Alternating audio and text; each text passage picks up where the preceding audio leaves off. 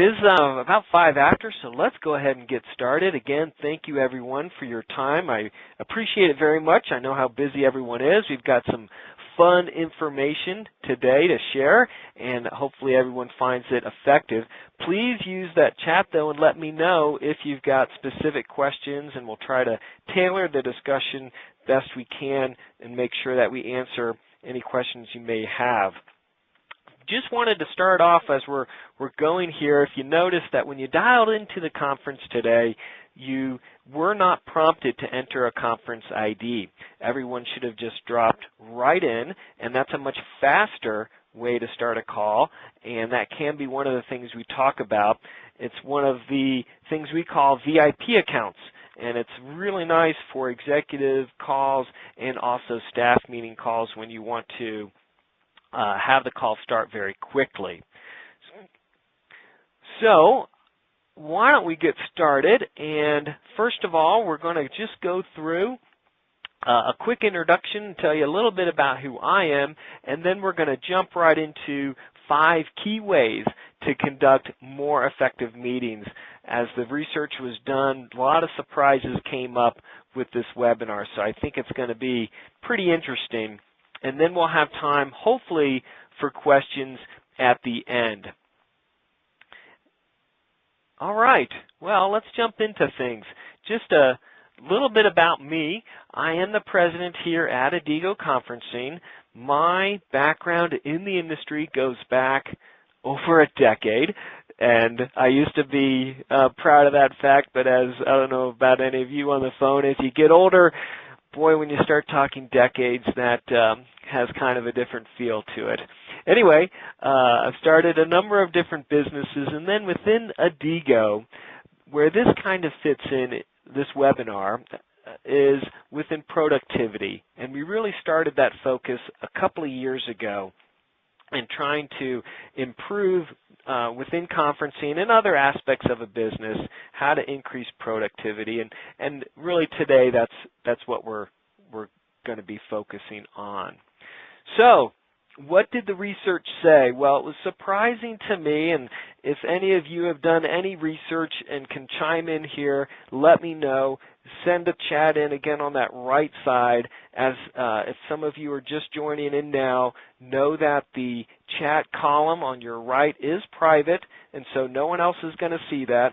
But tell me what your role is, what kind of meetings you have, and what some of the challenges you face are. One of the things we did was really scoured different areas to try to understand best practices. We looked within productivity content, leadership content. There are, as you may know, a lot of meeting gurus out there. We did interviews and other things. But what we found was a little surprising, at least to us, and that is most of the research was fairly generic. In other words, it was not meeting specific. And what we feel like, we know that within our client base and across the board, there are so many different types of meetings.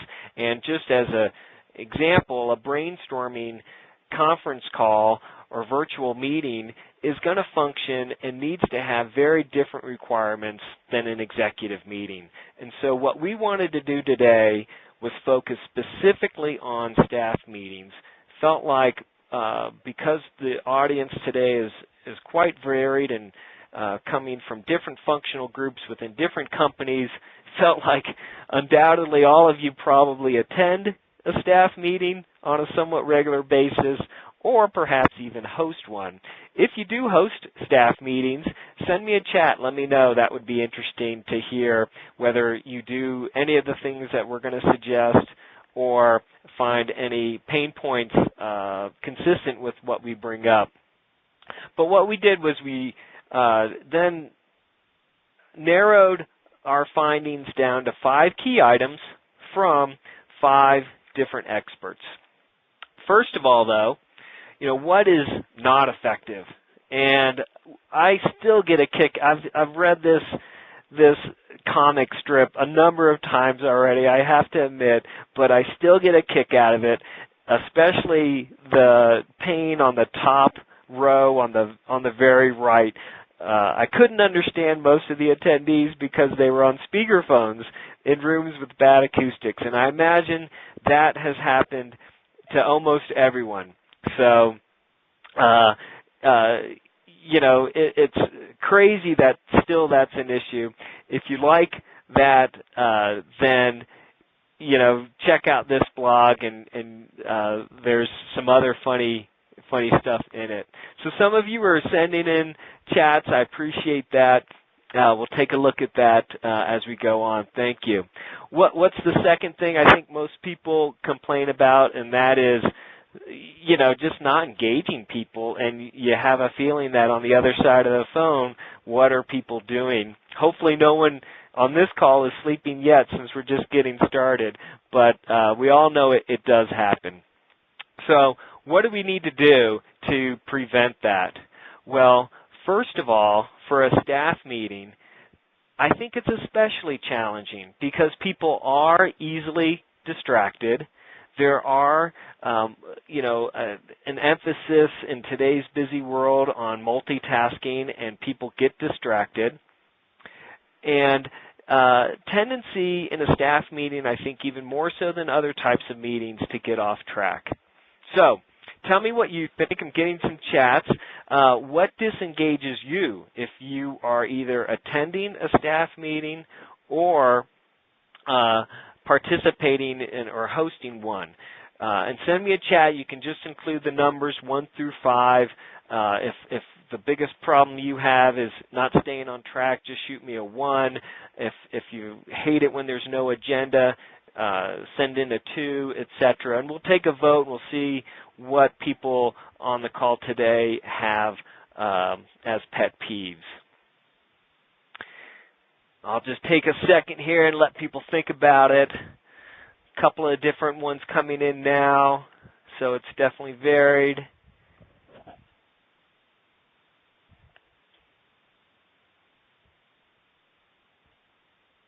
Okay, well, quite a few different ones, and interestingly, nothing that was across the board for everyone. So people have a lot of different issues, which is interesting. So thanks for chiming in there, everyone. Appreciate the comments. So let's keep going. Some of the other things people said was, you know, icebreakers. Definitely that can be a challenge, like with brainstorming meetings and things like that. With staff meetings, we're going to actually come to that specifically in one of the things that we talk about. First of all, what are some things that everyone probably would agree on as a no-brainer? First, do a web conference. When you're talking about multitasking and getting people not to be distracted, give them something visual to look at. And don't just do an audio call. Have a web conference similar to what we're doing now. It can be very easy. It doesn't have to include a lot of slides like we're doing, but at least something to engage people. And what's also nice is, just as you're sending in chats to me, you can use a similar chat pane to manage the speaker queue. So again, for a staff meeting specifically, typically at least at some point you're going to go around the room, if you will, and have different people chime in. A nice way to do that is to utilize that chat so that you can either tell people or allow people to select when they want to chime in. All right. According to the experts, there was quite a bit of feedback around the following areas. But this is not what we included in our top 5, quite frankly, because we thought they were controversial and often would depend on the culture within the company. So tell me what you think. For example, one of the suggestions almost across the board kind of gets back to one of the chats earlier about breaking the ice, was take 5 minutes at the beginning of the call. Build some relationship. I was surprised at how many times some of the experts said, have someone share a personal story. Well, I found that a little controversial. Sometimes, I know in some cultures, that just would not be appropriate. But in other cases, maybe in a smaller company, that could very well build a lot of rapport and be quite effective. So I wanted to hear from you folks. If you've got comments on any of these, let me know. The second one I also wanted to kind of talk about just for a minute here, and that involved self-muting. And just to make sure everyone is aware of what we're talking about here. For example, on the call right now, everyone is muted, and that's called hard muted. So you don't have the ability to speak up. But on many calls, that could be a setting that the host controls, and so they may allow everyone to be unmuted, but to have be the personal choice of each participant to allow themselves to self-mute them or not. One of the things that came up for sure was if you allow self-muting, you're going to dramatically lower the interaction, no matter what. So again, for a staff meeting, typically you want that highly interactive. It might be appropriate not to allow people to self-mute. Of course, number 4, shorter the better, but again, that's not always possible when there's a lot of work to get through. All right, let's get going. We're going to do this Letterman style, and so starting at the top, number 5, the most effective thing we found that experts suggest, and this is coming from Claire Sukman over in the Corporate Education Group, was to set explicit ground rules. And what that means is when you're having a staff meeting with your department, up front and as staff changes, go over these rules and not only talk about them, but get agreement so that everyone can be held accountable. Some of the rules you may want to consider might be to always have an agenda. That came up a lot and clearly will help facilitate a more effective meeting if there is an agenda. For larger staff meetings, especially if you get into 10, 20, 30 people, you may want to consider even allowing people to come and go for their portion of the call only, which would be identified in that agenda. Another thing that's very helpful, but again should be spelled out in the ground rules, is calling on people by name. Get everyone to answer. One of the things we talked about, I think, a little bit earlier is, and some of the chats that have come in have talked about this, is how do you control not getting off track? Well, a suggestion, and it could be established in the ground rule, would be, no big monologues. You can set a time limit or a number of sentences or the number of slides, but you may say, no one's going to talk for more than 3 minutes at a time.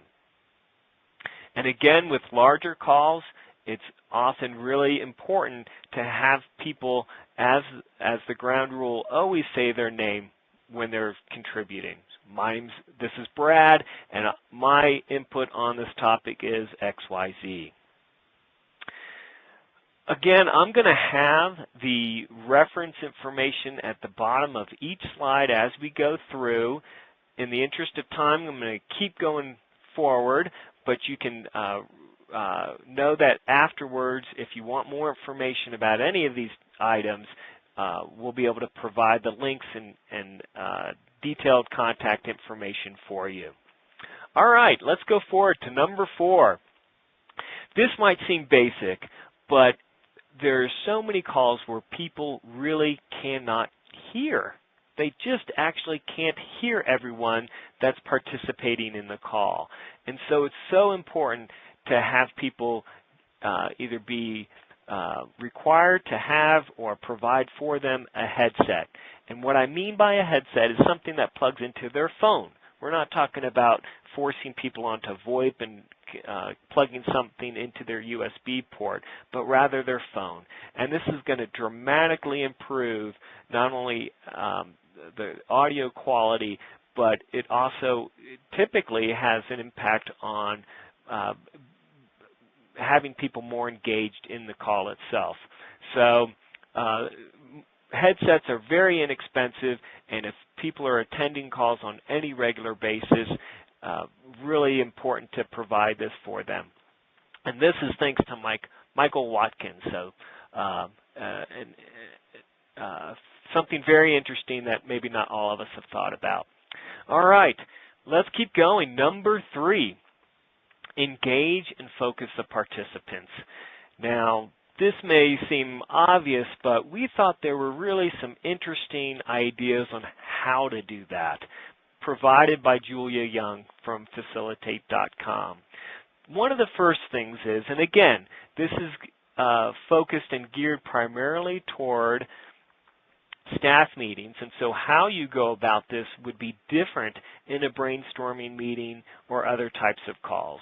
But specifically for a staff meeting where you're having most likely the same people attend each time, is to assign them different roles and different responsibilities.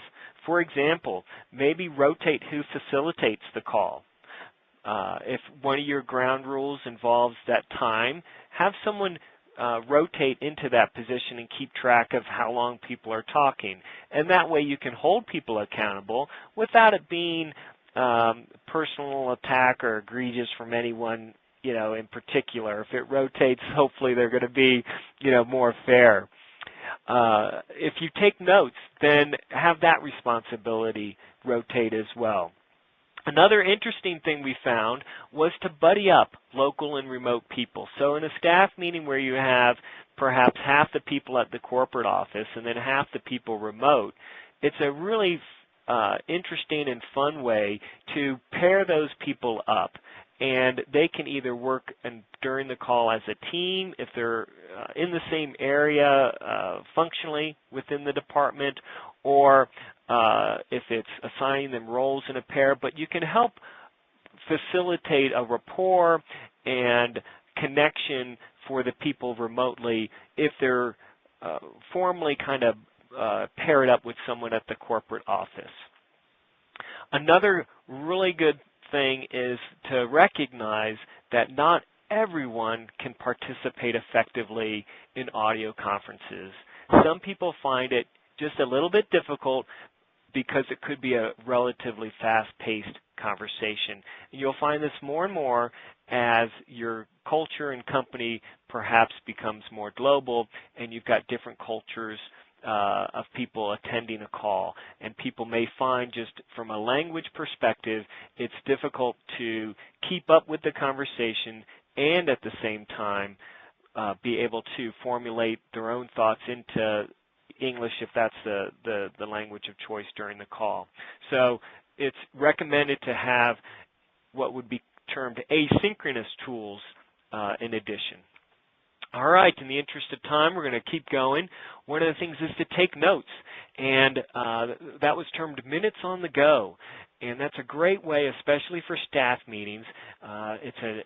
Most web conferencing tools will allow you to share at the same time a Word document, and literally during the call, as it's going on, have whoever's assigned to that task make notes. But most importantly, make those notes visible to everyone during the call. Make sure that there's no misunderstandings and the notes are complete. And secondly, it allows you to distribute them immediately after the call if they're being taken during the call. So this can have a real big impact. All right, drum roll. Let's have it for the number one suggestion from our expert panel, and that was use a template. So again, specifically for staff meeting calls, Jack Shaw recommends that you create a standard presentation that each person that's contributing during the staff meeting uses, and it might be 3 slides or it might be 5 slides or whatever it is. Just make sure that everyone is using the same thing, because that can have a significant impact on how efficiently you can communicate the information, get down to the important points of discussion if there are issues that need to be considered or additional information acquired, or if there are assignments and to-do actions from that. It will make the preparation for people faster, the updates faster, and the conversation faster. And when things are efficient and fast, people stay engaged. All right, tools that can be helpful as well. The VIP account we talked about where there's no ID. Also, don't wait for the host. You know, you can probably have that setting changed on your account so that you can get into the call very quickly and not have people wait in case the host is late. If you need to make attendance records, there are ways that your system can probably do that for you. Ours certainly does. In summary then, the top 5 rules are, or suggestions. Number 5, set explicit ground rules. Number 4, let everybody hear by providing headsets. Number 3, engage and focus the attention of everyone participating. Do that by, number 2, making notes visible to everyone during the call. And then finally, for efficient and fast staff meetings, have everyone use the same template for when they're providing their update or information. Questions? I know we actually ran a couple minutes late, so I apologize for that. I know people need to run to their next meeting. Thank you so much for your time this afternoon. We greatly appreciate it. We certainly hope that you found this helpful. We will be happy to provide the slides and the references after the call if you want to look up additional information or distribute it to others. And we do this on a monthly basis. So if you have additional topics that you'd like covered, feel free to let us know, and we'd be glad to put that on our calendar. And please be honest, and we appreciate your feedback. Nothing will be taken personally. Let me know what you thought of today's webinar. If you probably could have skipped it, just shoot me a 1. If you thought it was the best thing ever, which would be a real surprise perhaps, but shoot a 5 over and whatever it is for you, somewhere in between. At this point, we will, as I mentioned, provide the slides as a follow-up, and there will also be a recording. We'll probably get that posted on our blog page on Thursday, so check that out. You can also easily sign up on our blog, and then you'll get the weekly updates. We send a block out each week, sometimes regarding conferencing specific items, but also just a lot of things focused on productivity in general, similar to the topic that we had today. If people do want to stay on and don't have another meeting to rush off to, we can take, and you have additional questions, feel free to put them into the chat pane. I'm going to leave this information up for now in case you want to copy everything down, but one by one I can talk with people if time is permitting during the call. So if you have a question and want to stay on the conference line, feel free to do that, and then I'll open lines up individually as time permits. Otherwise, if you want to just shoot me an email, I'd be happy to set up a time to discuss things in more detail afterwards. Again, thank you so much, and we hope everyone has a great rest of their day.